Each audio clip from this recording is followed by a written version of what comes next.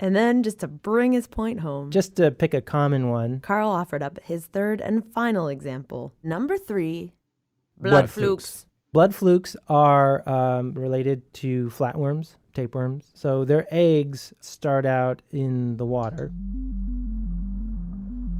Freshwater in Africa, Asia, parts of South America. In the first part of their life, they go into a snail and they come back out into the water. And they're swimming around and they start looking for a human. So imagine a foot going into the shallow end of the pond. Mm-hmm. I see toes, I see bottom of foot, I see ankle. Well, if you're blood fluke, you don't see anything, you don't have eyes. Oh, sorry.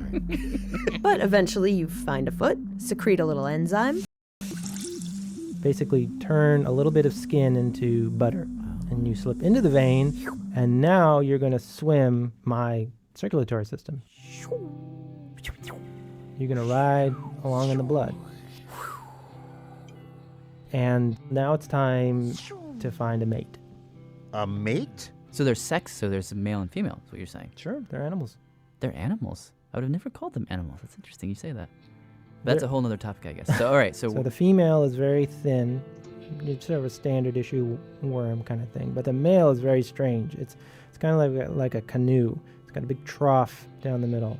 And at one end, it's got a giant sucker. Should we urge some of our listeners to tune away at this point because what is about to happen may not be acceptable in family hour? Well, actually, blood flukes are fairly monogamous and loyal. So, if you're looking for animals to reinforce your family values, blood flukes are pretty good. And eventually 2 blood flukes find their way toward each other. And the male does a sort of courtship. For whatever reason, the female says, yes, I accept your courtship. The female joins the male, sort of fits in the trough. Oh, so it's like a groove. The female goes and occupies the groove. Right. Now, this isn't mating. This is way beyond mating. The males will feed the female, for starters. And they will stay this way for a long, long time. Really? Yeah. Like days? Years. Years? Yeah. Oh my God. Years in human time or years to them? Just years. Years, like the Earth going around the sun kind of years? Yes. In fact, there have been cases where people show up at their doctors feeling awful. And the doctor does some tests and says, oh, you've got blood flukes. Now, you had to have been in Africa to get this disease. When have you been in Africa? And the person said, 40 years ago. What? 40? Yeah. 40? 40 years ago, yeah. And the reason that they're getting sick is that these male and female blood flukes are still together making eggs. And Carl's literally glowing when he says this. I have to admit, I do love the thought that parasites are among the most monogamous animals on the planet. It's heaven. I mean, you're going to spend the rest of your life together. And so our story concludes with the image of 2 blood flukes spooning in your veins for nearly half a century.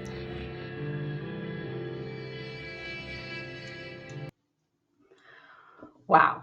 Well, that's an interesting one. I mean, again, it's kind of gross because, it secretes that enzyme, it gets into your foot, and then it's swimming around, and, you don't even know it's there really, right? And then it meets, right, a mate, and they just hang out together, right, in your circulatory system, flowing through your veins and your blood. But on the other hand, they stay together forever. So that's kind of cool too. Just in time for Valentine's Day also. I don't know. What do you guys think? Blood flukes, evil or awesome? Let me know.